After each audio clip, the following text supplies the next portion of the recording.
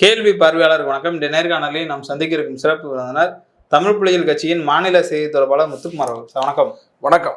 அனுதினமும் தமிழ்நாடு முதலமைச்சர் அவர்கள் எதிர்கட்சியை பல்வேறு விதங்களில் போட்டு பொலப்பான பொழந்துக்கிருக்காங்க. இன்னைக்கு கூட எய்ம்ஸை வச்சு ஒரு ட்ரோல் பண்ணியிருந்தாங்க. நேற்றைய தினம் பார்த்தோம்னா ஆளுநர் ரவி அவர்கள் என்னதான் உச்சநீதிமன்றம் கொட்டு வச்சாலும் கலைஞர் அந்த பல்கலைக்கழகத்துக்கு ஒப்புதல் அளிக்காமல் இருக்காரு. கூடவே பார்த்தோம்னா எடப்பாடி பழனிசாமி அவர்கள் அறவேக்காடுன்னு சொல்லியிருக்காரு. இந்த இருவேறு சமூகம் நம்ம புதுசாக பார்க்கலாம். அதாவது பார்த்தீங்கன்னா தமிழ்நாடு அரசு பார்த்தீங்கன்னா முதல்வர் ஸ்டாலின் அவர்களுடைய தலைமையில் மிக சிறப்பாக பார்த்தீங்கன்னா இன்னைக்கு இந்தியாவிலே பார்த்தீங்கன்னா பல்வேறு துறைகளில் சமூக நீதியாக இருக்கட்டும், கல்வியாக இருக்கட்டும், பொருளாதார ரீதியாக இருக்கட்டும், முன்னேற்றமாக இருக்கட்டும், இப்படி பல விஷயங்களில் பார்த்தீங்கன்னா மனித வளமாக இருக்கட்டும், எல்லாத்துலேயுமே முதன்மை மாநிலமாக வளர்ந்துக்கிட்டு இருக்கு. ஏன்னா கடந்த அதிமுக ஆட்சியின் போது எவ்வளவு சிரமத்தில் இவர் விட்டுட்டு போனார், எடப்பாடி எவ்வளோ சிரமத்தில் எவ்வளோ கடனில் விட்டுட்டு போனார் அப்படின்ற செய்தியும், இப்போ எந்த அளவுக்கு தமிழ்நாடு வளர்ச்சி அடைய வச்சுக்கிட்டு இருக்கார் முதல்வர் அப்படின்றதுக்கும் மிக தெளிவான விவரங்களை அவர் சொல்லிக்கிட்டு இருக்கிறாரு.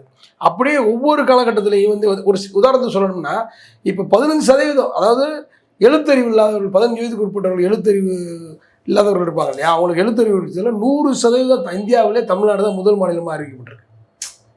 இது தமிழ்நாடுடைய அவர் முதல்வர் ஸ்டாலின் அவர்களுடைய கொண்டு வந்து இந்த திட்டத்தில் ஒன்று. இது மட்டும் இல்லாமல் மகளிர்களுக்கு என்ன தேவை, மகளிர் இலவச பேருந்தாக இருக்கட்டும், உரிமை தொகையாக இருக்கட்டும், பல்வேறு விஷயங்கள் இப்போ கொஞ்ச நாளாக பார்த்தீங்கன்னா முதல்வர் கையில் கொடுக்கக்கூடிய அந்த மனுக்களுக்கு உடனே நடவடிக்கை எடுக்கணும் அப்படிங்கிற செய்தியும் நம்முடைய முதல்வர் அவர்கள் மிக தெளிவாக அவர் பதிவு செஞ்சிருக்காரு. அப்போ தமிழ்நாடு அரசு மிக தெளிவாக தமிழ்நாடு மக்களுக்கு தேவையான திட்டங்களை தினசரி கொண்டு போய்கிட்டு இருக்காரு. மாணவர்களுக்கு என்ன தேவை, இப்போ நான் முதல்வன் திட்டம், மகளிர் பெண்களுக்கு என்ன, மகளிர் மாணவிகளுக்கு என்ன திட்டம், குழந்தைகளுக்கு காலை உணவு திட்டம், அப்படி பல விஷயங்கள் பார்த்தீங்கன்னா நம்முடைய முதல்வர் மிக தெளிவாக கவனமாக அதாவது மீண்டும் திராவிட முன்னேற்ற கழக அரசு தான் ஆட்சிக்கு வரும் அப்படிங்கிற மாதிரியான ஒரு புள்ளி விவரமும் இன்னைக்கு பல பத்திரிகைகள் ஊடகங்கள் இதை பதிவு செய்கிறாங்க. அப்போ இதையெல்லாம் பொறுத்து கொள்ள முடியாமல் தான் பார்த்தீங்கன்னா எடப்பாடி பழனிசாமி அவர்களாக இருக்கட்டும், இன்னொரு எதிர்கட்சி தலைவர், அப்படி தான் நான் சொல்லணும், ஆளுநர் ஒரு எதிர்கட்சி தலைவராக தான் இங்கே செயல்படுறாரு. எதிர்கட்சி ஆளுநராக தான் அவர் செயல்படுறாரு. ஏன்னா முழுக்க பார்த்தீங்கன்னா இன்னைக்கு கலைஞர் பல்கலைக்கழகத்துக்கு இப்போ வரைக்கும் நம்முடைய உயர்கல்வித்துறை அமைச்சர் நேரம் கேட்டிருக்காங்க. இப்போ வரைக்கும் அனுமதி தரல. என்ன நோக்கம்னா கலைஞர் பல்கலைக்கழகத்துக்கு அனுமதி வழங்கக்கூடாது. இவங்களுக்கு பார்த்தீங்கன்னா தமிழ்நாட்டில் பார்த்தீங்கன்னா பெரியாரும் கலைஞரும் பார்ப்பனியத்துக்கு எதிராக கண்ணில் விரலை விட்டு ஆட்டியிருக்காங்க. பார்ப்பனியத்துக்கு எதிராக நிறைய செய்திகளை இங்கே மக்கள்கிட்ட பதிவு செஞ்சுருக்காங்க. பார்ப்பனியம் தலை தூக்க முடியாத அளவுக்கான வேலைகளை பெரியாரும் கலைஞரும் செய்ததுனால இருவரையும் பார்த்தீங்கன்னா எதிரியாக தான் பாஜக பார்க்கும். பாஜகவுடைய தலைவர்னு கூட சொல்லலாம். பாஜகவின் தமிழ் மாநில தலைவர், ஆளுநராக அறையில் இருக்கக்கூடியவர் ரவி, ஆர்.என். ரவி பார்த்தீங்கன்னா கிட்டத்தட்ட பெரியாருக்கு எதிராக, கலைஞர் அவர்களுக்கு எதிராக, திருவள்ளுவரை காவிமயமாக்கும் நோக்கத்தோடு ஆமாம் தொடர்ச்சியாக செஞ்சுட்டு இருக்காரு. வைகாசி விசாகத்தில் அந்த வைகாசி விசாகத்தில் தான் திருவள்ளுவர் பிறந்தாருன்னு இப்போ ஒரு செய்தியை புதுசாக ஒரு பிறலியை கிளப்புறாரு. நிறைய பார்த்தீங்கன்னா அதாவது தமிழ்நாட்டுக்கு இருக்கக்கூடிய தமிழர்களுக்கு இருக்கக்கூடிய அந்த உண்மையான வரலாறையெல்லாம் திருப்பி வரைகளை செய்யக்கூடியவராகத்தான் நம்முடைய ஆளுநர் இருக்காரு. அப்போ இந்த மாதிரி ஆளுநர் செயல்பட்டு இருக்கும்போது ஆளுநரை கண்டிக்காம நம்முடைய முதல்வர் அவர்களையே கண்டித்து அறிக்கை விடுவது, அதாவது கண்டித்து அறிக்கை விடுவதற்கு ஏதாவது நியாயமான காரணம் இருக்கான்னா எதுவுமே செய்ய முடியாது. அதனால தான் இன்றைக்கி நம்முடைய முதல்வர் மிக காட்டமாக அறவேக்காடு எடப்பாடி பழனிசாமி அவர்கள் அப்படி வார்த்தையை பதிவு செஞ்சுருக்காரு. ஏன்னா தமிழ்நாட்டுடைய உரிமைகளை பறிக்கக்கூடிய பாஜகவோடு கூட்டணி வச்சிருக்காரு. தமிழ்நாட்டினுடைய வரலாற்று ஆய்வுகளை திருடும் நோக்கத்தோடு இப்போ காசி விஷயத்தெல்லாம் பார்த்தீங்கன்னா காசி தமிழ் சங்கம்லாம் நம்முடைய ஆளுநர் அவர்கள் ஆளுநர் பார்த்தீங்கன்னா இங்கேருந்து கொண்டு போய் அங்கே ஒரு டீமை கொண்டு போய் அங்கே உட்கார வச்சுக்கிட்டு, ஏன் காசி தமிழ் சங்கத்தை கொண்டு வராங்கன்னா சமஸ்கிருதத்துலேருந்து தான் தமிழ் பிறந்ததுன்னு சொல்கிறதுக்காக தான் காசி தமிழ் சங்கத்தை ஏற்படுத்துகிறாங்க. அதுக்கு ஒரு தலையாட்டி கொண்டு போய்கிட்டு இருக்காங்க. இதெல்லாம் கண்டித்து நம்முடைய முதல்வர் அறிக்கை விடுறாரு. இது வரைக்கும் எடப்பாடி பழனிசாமி அறிக்கை விட்டுருக்காரா? கண்டிச்சிருக்கிறாரா? இது வரைக்கும் கண்டிச்சிருக்காரா ஆளுநரை?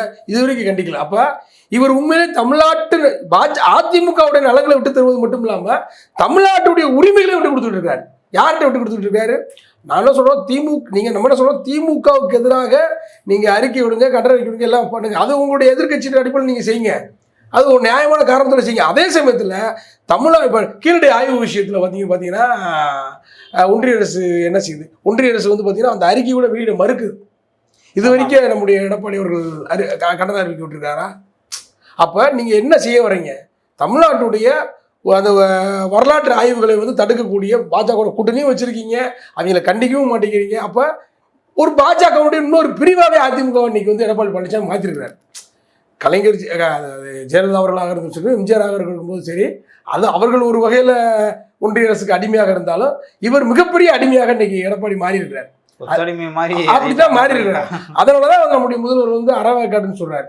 இப்ப இவ்வளவு திட்டங்களை செயல்படுத்திக்கிட்டு இருக்கிற இந்த நேரத்தில் நம்முடைய முதல்வருக்கு எவ்வளவு இடையூற ஆளுநர் கொடுத்துக்கிட்டு இருக்காரு, ஒன்றிய அரசு கொடுத்துக்கிட்டு இருக்கு. நிறைய கல்வி நிதிகளை தர மறுக்குது. கீழடிக்கு நிதி தர மறுத்து தமிழ்நாடு அரசு தான், தொழில்துறை தான் நிதி ஒதுக்கியிருக்கு. இப்படி பல விஷயங்கள்ல வந்து பார்த்தீங்கன்னா நம்முடைய முதல்வருக்கு வந்து நெருக்கடியை கொடுத்துட்டு இருக்காங்க. இவ்வளவு நெருக்கடிக்கு மத்தியிலே வந்து பார்த்தீங்கன்னா நம்முடைய முதல்வர் அவர்கள் தமிழ்நாட்டுடைய பொருளாதாரத்தை உயர்த்துவதற்கு தான் அதாவது பொருளாதார அறிஞர்கள் ரகுராம் ராஜன் அவர்களாக இருக்கட்டும், ஜெயரஞ்சன் அவர்களாக இருக்கட்டும், பல்வேறு பொருளாதார அறிஞர்களை ஆலோசனை குழு தலைவர்களாக நியமித்து இன்றைக்கி நம்முடைய தமிழ்நாடை வந்து பார்த்திங்கன்னா இந்தியாவிலே பல துறைகளில் மனிதவளம் உள்ளிட்ட கல்வி உள்ளிட்ட சமூக நீதி உள்ளிட்ட பல துறைகளில் வந்து இன்றைக்கி முன்னணி மாநிலமாக மாற்றிக்கிட்டு இருக்காரு. அப்போ நம்ம யாருக்கு கை கொடுக்க வேண்டும் அப்படிங்கிறத மக்கள் தீர்மானிக்கணும். அப்படி மக்கள் தீர்மானித்ததுனால தான் மக்களுடைய அந்த எதிரொலி தான் இன்றைக்கி சமூக ஊடகங்கள்லையும் ஊடகங்களும் வந்து ஒரு பிரதிபலிப்பை வெளிப்படுத்துகிறாங்க. எப்படி வெளிப்படுத்துகிறாங்கன்னா, மீண்டும் 2026 தமிழ் திராவிட முன்னேற்ற கழகம் தான் ஆட்சிக்கு வரும், நம்முடைய முதல்வர் ஸ்டாலின் அவர்கள் தான் ஆட்சிக்கு வருவார்ன்ற செய்தியை பதிவு செஞ்சுக்கிட்டு இருக்காங்க. இதை பொறுக்க முடியாமல் தான் எடப்பாடி பழனிசாமி அவர்களும் ஆளுநரும் எப்படியெல்லாம் ஒவ்வொரு திட்டங்களுக்கு தடை போடலாம். ஏற்கனவே கோப்புகளில் கையெழுத்து போடலை, பல கோப்புகளில் கையெழுத்து போடாமல் இருந்தார். நீதிமன்றத்துக்கு போய் அவருக்கு மிகப்பெரிய ஒரு கொட்டு எருப்பு வாங்கி தான், ஆனால் கொட்டு வாங்கி இன்னும் திருந்தின பாடலை, ஏன்னா திருந்த மாட்டாங்க. அவர்களுடைய நோக்கம் என்னன்னா, பார்ப்பனர்களுடைய அவர்களுடைய நலனுக்காக செயல்படக்கூடியவர்கள். ஆர்எஸ்எஸ் என்பது பார்ப்பன நலனுக்காக செயல்படுவது. ஆர்எஸ்எஸ்னுடைய அடிவருடைய ஆர்எஸ்எஸ்னுடைய கையாள இருக்கக்கூடிய ரவி அதுக்கு தான் ஆதரவாக இருப்பார். அப்போ இவர்கள் வந்து முழுக்க வந்து பார்த்தீங்கன்னா தமிழ்நாடு அரசுக்கு எப்போதுமே இடையூறாக தான் இருப்பாங்க.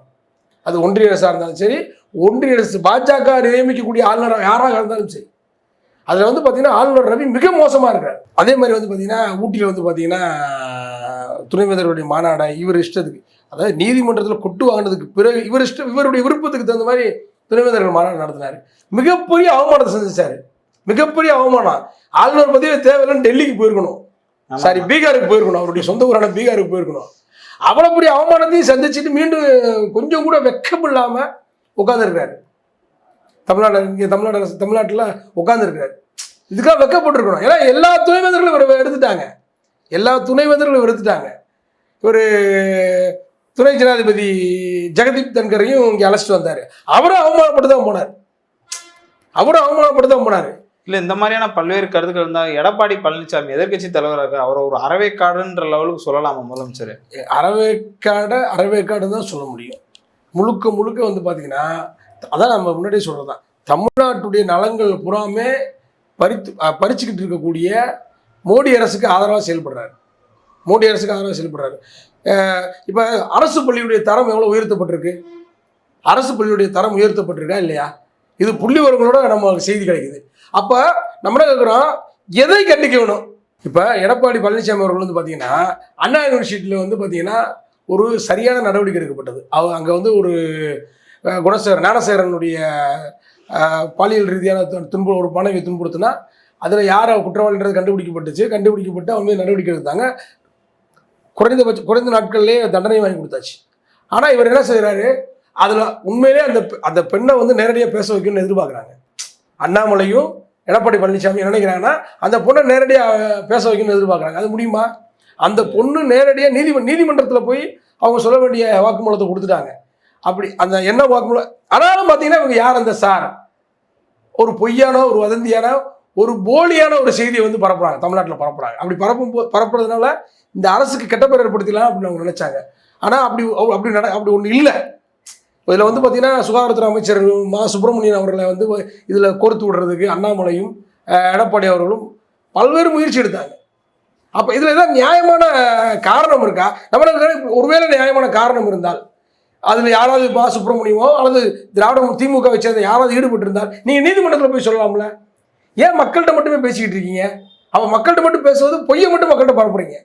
நீங்கள் மக்கள்கிட்ட உண்மை, அதாவது அதை நம்ம சொல்கிறோம்ல, திமுக அரசினுடைய அந்த சமூக நலத்திட்டங்கள், கல்வி உள்ளிட்ட பல்வேறு நலத்திட்டங்கள் வந்து பார்த்திங்கன்னா தமிழ்நாட்டு மக்களை ஓரளவுக்கு பூர்த்தி மக்களுடைய நிறைய கோரிக்கைகள் பூர்த்தி செய்யப்பட்டிருக்கு.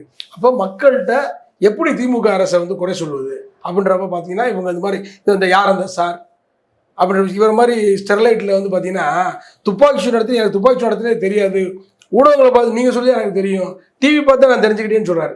இவருடைய எடப்பாடி அவர்கள் ஆட்சியில் இருக்கும்போது வந்து பார்த்தீங்கன்னா ஒன்றிய அரசுடைய அதிகாரி வந்து நேரடியாக சட்டமன்றத்துக்குள்ளேயே வந்து ஆய்வு செஞ்சாங்க. இவர் என்ன செஞ்சார்? வாய்மொழி தான் கிடந்தார். இன்னும் சொல்ல போனால் நம்முடைய முதல்வராவது அறவேக்காடுன்னு சொன்னார். குருமூர்த்தி என்ன சொன்னார் தெரியுமா? ஆண்மையற்றவர்கள்னார். குருமூர்த்தி அப்படியே பதிவு செஞ்சார். எடப்பாடி பழனிசாமியும் ஓபிஎஸும் ஆண்மையற்றவர்கள்னாரு. அப்போ அவரை கண்டித்து பேசுவதற்கு இவர்களுக்கு துணிச்சல் இருக்கா? குருமூர்த்தியை கண்டித்து பேசுவதற்கு எடப்பாடி அவர்களுக்கு துணிச்சல் இருக்கா? துணிச்சல் கிடையாது. ஏன்னா குருமூர்த்தி இவர்களை இயக்குவது RN ரவி மட்டும் இல்லை, குருமூர்த்தியும் சேர்ந்து தான். குருமூர்த்தி மட்டும் இல்லை, அண்ணாமலையும் சேர்ந்து தான். இன்னைக்கு வந்து கூட்டணி ஆச்சுன்னு இன்னைக்கு வந்து எடப்பாடியை வச்சுக்கிட்டே அமித்ஷா சொல்றாரு, அண்ணாமலை பேசுறாரு, நயினா நாகேந்திரன் பேசுறாரு. என்ன பேச முடியுது எடப்பாடி அவர்களால்? அப்போ இவர் குருமூர்த்தி சொன்னதை நம்ம சொல்ல மாட்டோம். குருமூர்த்தி சொன்னதை நம்ம சொல்ல மாட்டோம். குருமூர்த்தி இப்படி சொல்வதற்கு காரணமாக யார் இருக்கா? நம்முடைய முதல்வர் அறவேக்காடுன்னு சொல்ற அளவுக்கு யார் இருக்கா? நம்முடைய எடப்பாடி அவர்கள் அப்படி ஒரு சூழ்நிலை தான் அவர் ஊராக வச்சிருக்காரு. இன்னைக்கு அதிமுகன்ற ஒரு கட்சியே வந்து பார்த்தீங்கன்னா சின்னாபனம் ஆயிடுச்சு. முழுக்க மோடி அமித்ஷா கட்டுப்பாட்டில் தான் இருக்குது. அது எஸ்பி வேலுமணியாக இருந்தாலும் சரி, ராஜேந்திர பாலாஜி தியானம் பண்ணிக்கிட்டு இருக்காரு. ராஜேந்திர பாலாஜி தியானம் பண்ணிக்கிட்டு இருக்காரு. அப்போ RSS அந்த பாஜகவுடைய வழியில் அவங்க வேலை செய்கிறாங்க. OPS தியானம் பண்ணார். இந்த தியானம்ன்ற இந்த முறையை கொண்டு வரதே யாருன்னா குருமூர்த்தி தான். OPS தியானம் பண்ண சொன்னதும் குருமூர்த்தி தான். இப்போ ராஜேந்திர பாலாஜி தியானம் பண்ணுவதற்கு காரணம் குருமூர்த்தி தான். இப்படி குருமூர்த்தி தான் வந்து பார்த்தீங்கன்னா அதிமுகவை இயக்கிக்கிட்டு இருக்காரு. அப்போ அதிமுக தமிழ்நாட்டுக்கு தேவையா? தமிழ்நாட்டு மக்கள் அதிமுகவை இன்னமும் தேர்ந்தெடுக்க வேண்டுமா என்பதெல்லாம் தமிழ்நாட்டு மக்கள் தீர்மானம் செய்யணும். ஏன்னா அதிமுக என்பது அதிமுக அல்ல, அதிமுக என்பது பாஜக. அதிமுக என்பது பாஜக என்பதில் தமிழ்நாட்டு மக்கள் கூர்ந்து கவனிக்கணும். இன்னும் சொல்ல போனால் அதிமுக கூடிய உண்மையான தொண்டர்கள் இருக்காங்கல்ல, அவங்களும் எடப்பாடி அவருடைய நடவடிக்கை கூர்ந்து கவனிக்கணும். ராஜேந்திர பாலாஜியுடைய நடவடிக்கை கூர்ந்து கவனிக்கணும். OPS நடவடிக்கை கூர்ந்து கவனிக்கணும். டிடிவி தினகரனுடைய நடவடிக்கை கூர்ந்து கவனிக்கணும். சசிகலாவுடைய நடவடிக்கை கூர்ந்து கவனிக்கணும். எல்லாருமே பாஜகவுடைய காலடியில் கிடக்குறாங்க. பாஜகவுடைய காலடியில் கொண்டு போய் இந்த கட்சியை அடக வச்சுட்டு தமிழ்நாட்டு மக்கள்கிட்ட வந்து திமுக அரசை வீழ்த்தணும், மீண்டும் தீய சக்தி, அந்த ஜெயலலிதா அவர்கள் சொன்னது போல இது ஒரு தீய சக்தி அப்படின்னு பிரச்சாரம் பண்ணுறதுனா தமிழ்நாட்டு மக்கள் எடுபடாது. தமிழ்நாட்டு மக்கள் பத்திரிகைகள் ஊடகங்கள் எல்லாம் எப்படி மீண்டும் திராவிட முன்னேற்றங்கள் வந்து ஆட்சிக்கு வரும்னு சொன்னாங்களோ அதே மாதிரி தான் மீண்டும் திராவிட முன்னேற்றங்கள் தான் ஆட்சிக்கு வரப்போகுது. ஏன்னா அந்த அளவுக்கு நம்முடைய முதல்வர் வந்து பார்த்தீங்கன்னா எல்லா திட்டங்களையும் சரியாக மக்கள்கிட்ட கொண்டு போய் சேர்த்துருக்கிறாரு. அதில் நிச்சயமாக வந்து பார்த்தீங்கன்னா அதிமுக பாஜக வேறு என்பதை நம்ம கொண்டு போய் மக்கள்கிட்ட சேர்க்க வேண்டியது இருக்குது. நன்றி சார். நல்லது.